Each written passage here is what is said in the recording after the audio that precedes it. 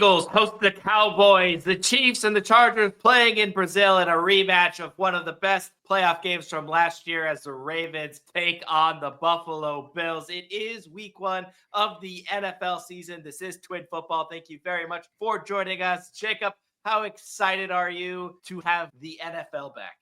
We're so back. I can't wait for these games. Yes, and so let's go ahead and dive right into it here on Twin Football. Like every year, we do our picks on ESPN.com. So go ahead, make your account, pick along with us, compete with us as we go for a top 100,000 finish here on Twin Football. We kick things off with the defending champions taking on the Dallas Cowboys, only a couple days removed from the Micah Parsons trade. Jacob, who do you have in this one? We start off the NFL season with a spicy one, NFC East divisional rivalry game. Eagles destroyed the Cowboys in both games in this matchup last season, total score of 75-13. Dak Prescott, however, suffered a season-ending injury just a week before their first game last year. Last time he was on the field for this matchup, it was a much different story. Cowboys taking the win in that one. But someone who was also on the field for that win was a guy some old billionaires like to call Michael.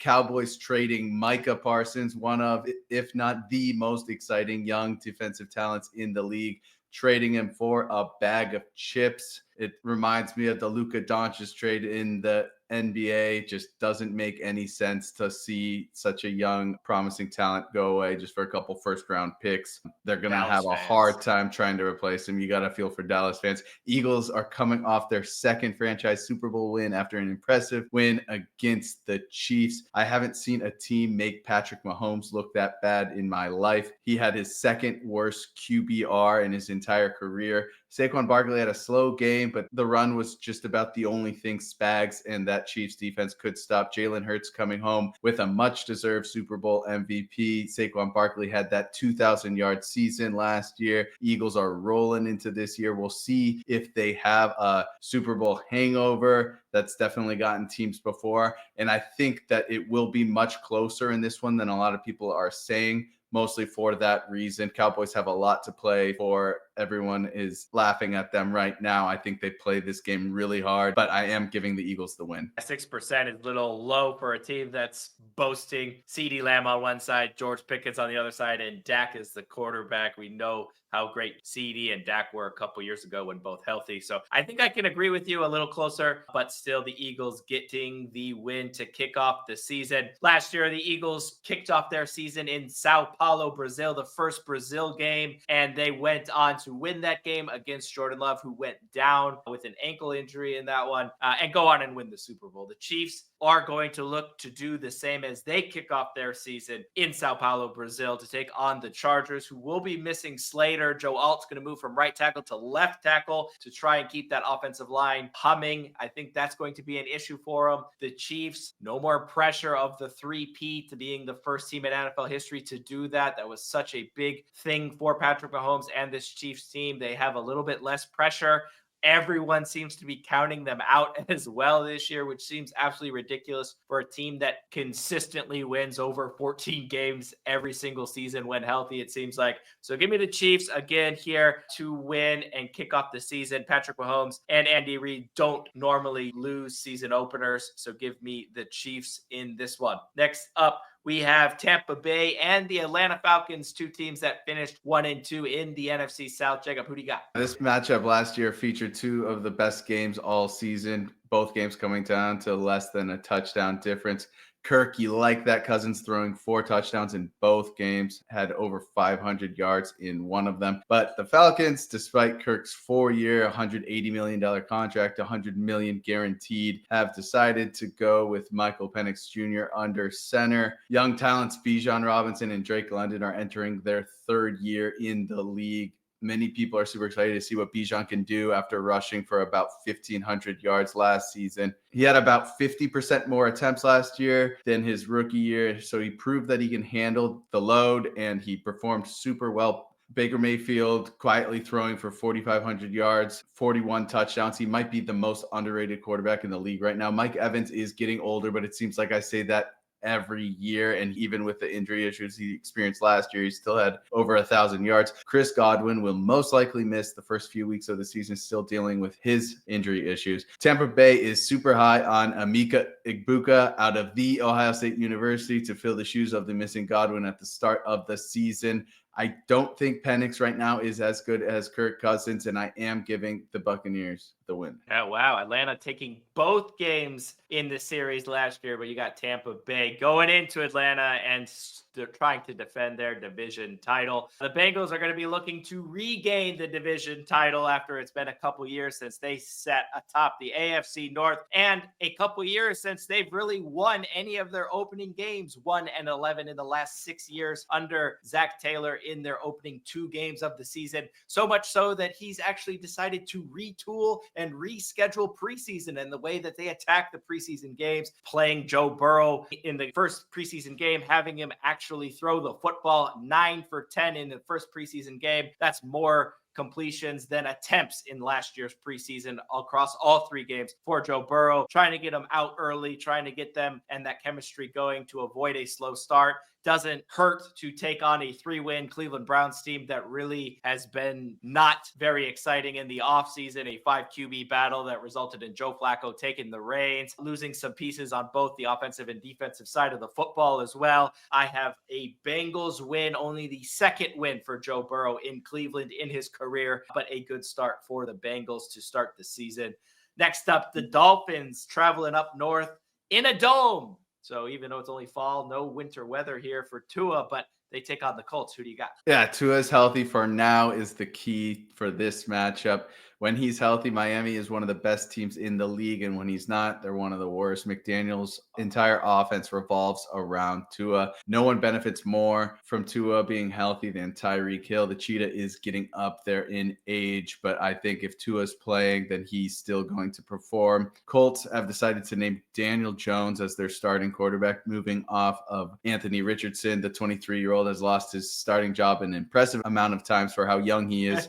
I expect the season for them to go a lot like last season with Joe Flacco, where they play Daniel Jones until he shows any signs of not performing, and then they give Anthony Richardson another try and then eventually not make the playoffs. Ultimately, they need to draft another quarterback to get this franchise back on track. Colts are not in a good spot. Jonathan Taylor, however, is still one of the elite running backs in the league. They'll have to lean on him a lot. That defense is shaky though, and I don't expect much from the Colts this season. Giving this one to the Dolphins, as long as Tua doesn't get a concussion in the game, I think they win that one.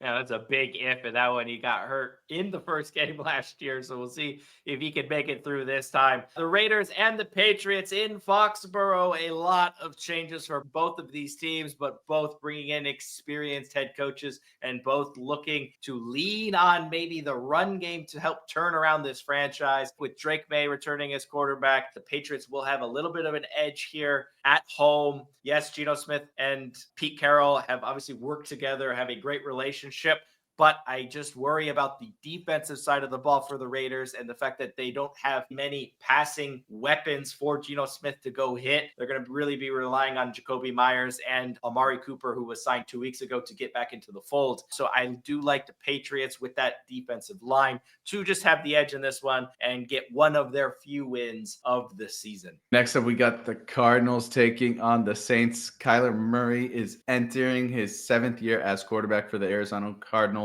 He's only got 1 year with a winning record. You have to think that he's kind of on the hot seat. He really needs to perform this year, or they're going to have to move off of him. It seems crazy to say because at one point everyone was very high on this guy, but if he's going to continue to have losing seasons, they're going to have to switch it up. Marvin Harrison Jr. and Trey McBride are 2 amazing weapons for him, and he needs to find them more consistently this year. I'm super excited to see what Marvin Harrison does entering his sophomore year. He's put on about 10 pounds of muscle. He looks absolutely massive. I don't know how much that is necessary for wide receiver, getting open and stuff to put on the muscle, but he looks a lot stronger. We'll see what happens. Maybe his yak performance gets a lot better this year. The Saints right now are on my shit list. I don't think I'm going to be picking them to win a game until they can prove that they can win a game with Spencer Rattler under center. They're trying to get back to the playoffs for the first time since a guy named Drew Brees was their quarterback. It's not going to be this year. Spencer Rattler finished last season with more interceptions than touchdowns, a completion percentage of just 57% on an average of just 5.8 yards per attempt. Those are dreadful numbers this day and age as a quarterback. Just give the ball to Alvin Kamara and pray if you're the Saints. I'm going Cardinals here. Yeah, I do pray for Kellen Moore there as new play caller, head coach of the New Orleans Saints. I don't know what ingredients he's going to have to work with outside of Alvin Kamara. I like the Cardinals there as well. A lot of the nation here, 88% like the Pittsburgh Steelers, Aaron Rodgers, and that overhauled Pittsburgh Steelers team to go into MetLife and get a win against the Jets. And I'm just not seeing it. I don't know what you've seen from Aaron Rodgers not being in preseason, joining a new team, having a whole different host of weapons at his disposal work out. When has that ever worked out, let alone to a Pittsburgh team that has always kind of struggled on the offensive side of the ball? On the defensive side of the ball, they still haven't signed Cam Hayward. He is practicing. He's a great professional, but he's not signed. He's an older player. Is that going to cause any issues on the defensive side of the ball, especially after paying TJ Watt like they did? They had that trade, but I don't think they really won that trade by bringing in Jalen Ramsey for Micah Fitzpatrick. The Jets defense, Aaron Glenn coming in, I think they're going to get back to what they were before last year, or even in the beginning parts of last year. Sauce Gardner, we know what he brings to the table. I don't think the Steelers are going to be able to throw the ball. I don't think they're going to be able to really run the ball. I don't see them scoring more than really 14 points. I like the Jets defense to carry this team. I like Breece Hall coming back after that knee injury that bothered him. Braylon Allen in his second year is only going to be better. Give me the Jets comfortably over the Steelers. Yeah. Who do you think Robert Saleh is rooting for in this one? I could honestly see it going either way. Does he back his quarterback that basically kicked him out of New York, or does he back his the Jets ex-team that fired him based on Aaron Rodgers just telling them to fire him? Probably the Jets, right? Yeah, he didn't deserve that. I don't know that he handled all of those press conferences very well, especially with Aaron Rodgers taking his sabbatical, his dark room retreat, his ayahuasca. And, he had to come out and say, and then, oh, no, I didn't say that, but I said this. So it wasn't very good look on him. I don't think he deserved to be fired, though. You fired Robert Saleh, a defensive-minded coach, for the offense not doing well. It didn't make any sense. So I think he has a vendetta against the offense, mainly Aaron Rodgers. I think he backs the Jets here. And I back the Jets. Only 12% of us on this side, but I got the Jets to win. Even less of a chance here for the other team in MetLife, which is the Giants, as they travel to take on Washington, as their stadium is occupied. Any chance for the Giants here? I don't think so. Another NFC East showdown in this one. These teams had much different seasons last year. Giants ended up benching who they thought was their future franchise quarterback and ended tied with the worst record in the league. Conversely, the Commanders successfully found their franchise quarterback. I think you could safely say that after just 1 year, he's locked in. Unless he has some terrible injury, he will be a superstar franchise quarterback for years to come for the Commanders. And they made it all the way to the NFC Championship game with him. Much different seasons for these two. Giants' time of the Italian stallion seems to be finished after bringing in Russell Wilson and famous Jameis in the offseason. Russell Wilson has fallen off quite a bit from his peak with Seattle, but he still has a decent deep ball, and I believe Malik Neighbors is going to have a fantastic year now that he has a real quarterback. I can't wait to see what he does this year. Even with Daniel Jones and Tommy DeVito throwing to him, he looked like one of the best receivers in the league last year. He might single-handedly win some games for that Giants team. That defense isn't so bad. The Commanders' biggest moves in the offseason consisted of offloading 26-year-old running back Brian Robinson Jr. to seemingly make way for Austin Eckler and rookie Ja'Cory Krosky-Merritt, a.k.a. Bill. Bill, however, was just named 4th on the depth chart, so we'll have to wait and see how he gets integrated with this offense. The depth chart doesn't mean so much right now. Some teams like to play mind tricks, don't want to give too much information to the other side, which rookies they plan to use. So we'll have to see in the coming weeks if he gets moved up on that depth chart. The other big move was finally paying Scary Terry. I think he deserved it. He's Jaden Daniels' favorite target, and if you're a Commanders fan, you love that deal. I can't wait to see them back in action together. Jaden Daniels had arguably the best rookie year of any quarterback ever, but sophomore slumps have been a real thing in the past. CJ Stroud most recently getting hit by one. I don't expect Jaden Daniels to fall off as much. I do see him simmering down a little bit because he was just so insane last year. Defenses will be more ready to contain him, especially with his run game. But mostly I see this because his offensive line is just so much better than the Texans. And hopefully his receivers don't all get injured like Stroud's did last year. I'm giving the Commanders the win in this one, and we'll see what they can do after that crazy year last year. Yeah, it's going to be great to see how these first couple of games go for Washington, to see if it was a fluke last year or if they really mean it. Carolina's going to hope all of last year was a fluke. A terrible, historically bad defense, allowing over 500 yards per game against them. Obviously, some injuries. One of the most injured-riddled team across both sides of the ball was the Carolina Panthers last year. Bryce Young got benched in the middle of the season, came back in the last 8 games, and started to show some signs. Maybe that pressure was taken off of his shoulders as Andy Dalton took the reins, and he was given high fives as they ran into the tunnel in between halftime. Was his only job, got this pressure removed. Then when he got the starting job back, he was able to let it go. They're adding a lot of weapons for him. Chuba Hubbard also looks great to help balance with that run game and that offensive line improving. I just don't think it'll be enough to take on a Jacksonville Jaguars team who get a new head coach in Liam Cohen, who's going to help that offense really start to click. We know what Trevor Lawrence can be, and we're just waiting for it to happen. We will see now Travis Hunter, who is listed as a starter on the offensive side of the ball, a bench or a backup player on the defensive side of the ball. So it'll be interesting to see his snap count on both sides, especially as the game goes on. If it's a close game, is he only playing one side? If it's a lopsided game, is he playing both, or vice versa? Jacksonville Jaguars will be too much for this Carolina defense, who were historically bad last year. They will improve after getting healthy, but I don't think it'll be enough. Give me the Jaguars to win at home. Both those quarterbacks have so much to prove this year. They're both definitely in the hot seat. But next up, we got the Titans taking on the Broncos. There's renewed hope in Tennessee after selecting Cam Ward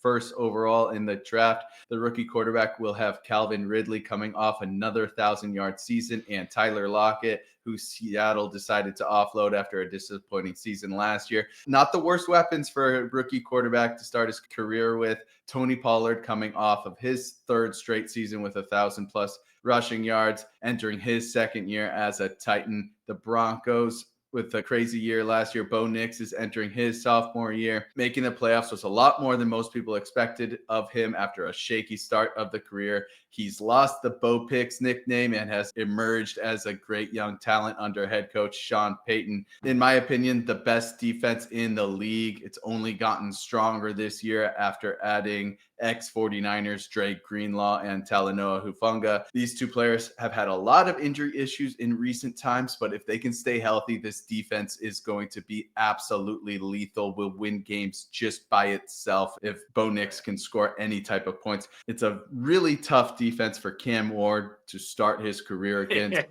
and on the road especially. I'm giving the Broncos the win. Yeah, that's definitely unfortunate that is the first draw for them. San Francisco taking on Seattle, who now have Sam Darnold as their starting quarterback after leading Geno Smith go. Bring in Sam Darnold after his great year with the Minnesota Vikings. The Seattle Seahawks, surprisingly 7-1 on the road last year. One of the best away records in all of the NFL. At home, not so much, despite how much they love their 12th man. I think Sam Darnold being in that atmosphere is going to be great because they're going to be on his side this time, but I don't think it'll be enough for them to get the win over a San Francisco 49ers team who were injury-riddled last year. Yes, they lost players, like you mentioned, in Hufanga going to Denver, and on the offensive side of the ball, Deebo Samuel going to Washington, but they're going to be healthy enough with the weapons that they have, with the system that they have under Kyle Shanahan to get a win here against Seattle, who only won 3 games at home all of last year.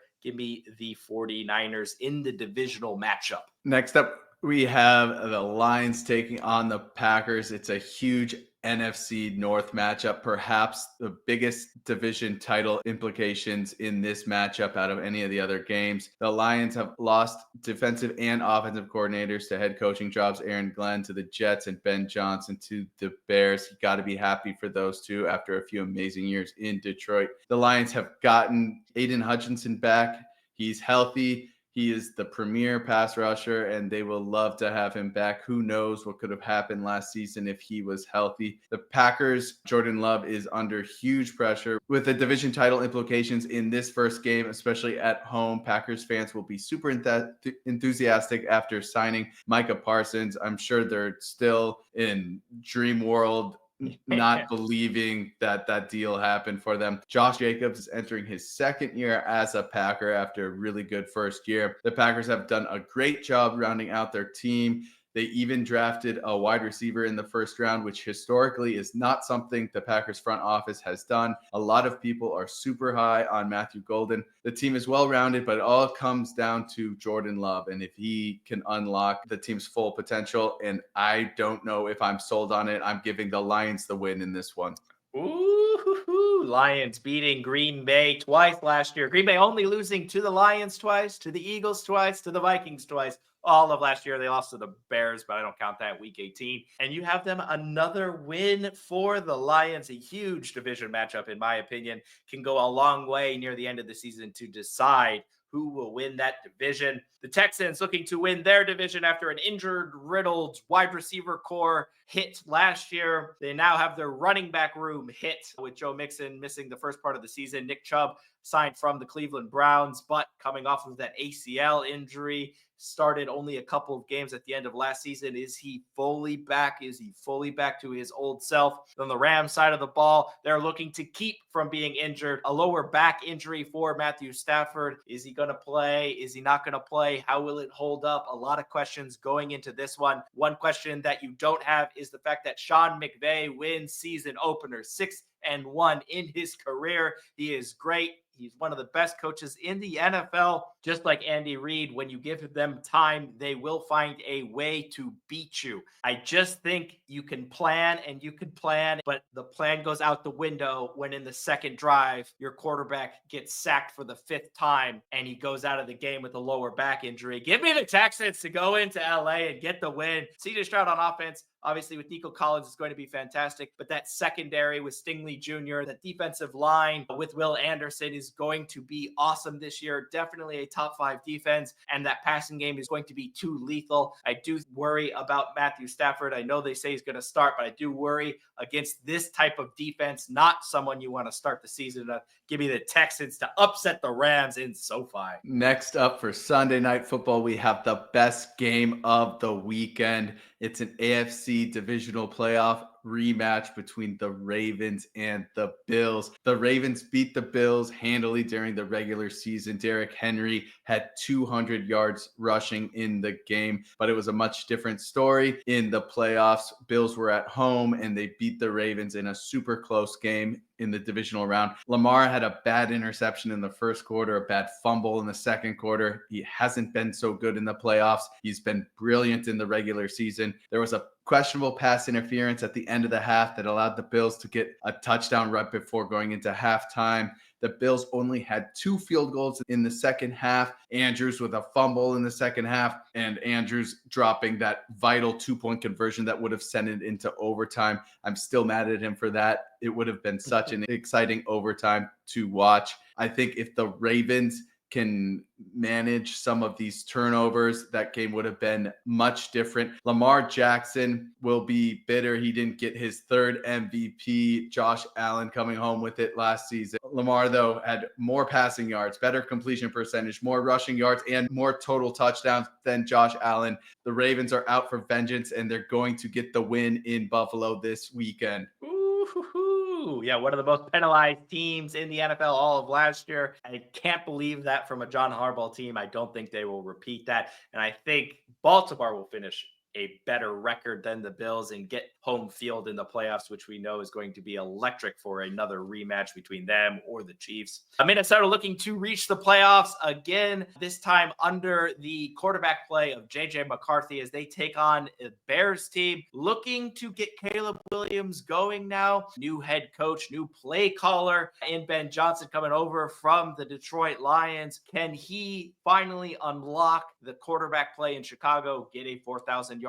passer, and get them clicking, especially with some of those young weapons that they have? I don't think so. It's too new. It's too early. It's a new system for a quarterback. Yes, Caleb Williams was one of the better quarterbacks against the blitz, actually historically good for a rookie quarterback. Only Jaden Daniels since 2016 had a better rookie performance against the blitz, and we know Minnesota loves to blitz. But the Chicago Bears went 1-5 in the division last year, including 2 games against Minnesota. Minnesota knows how to play them. He's going to have to get used to a new offense. He's going to take some time to do so, especially a play action heavy offense. I don't believe that much in DeAndre Swift at this stage in his career. I think the Minnesota offensive line, defensive line are going to have their way in this one. Make it easy for J.J. McCarthy, Aaron Jones, Jordan Mason, going to run the football, keep the ball, keep possession, and get a nice, comfortable win in Chicago to kick off their season on Monday Night Football. And there you have it, all of our picks in week 1 here at Twin Football. Again, we do all of our picks here on ESPN, so go ahead and make your account. Pick along with us throughout the entire season. Here on Twin Football, we give you Premier League picks and predictions, and we give you NFL picks and predictions. If you like the content, please come back every week for those. Hit the like and subscribe button as well. And thank you very much for joining us. Jacob, week 1 about to kick off. And remember, enjoy the football.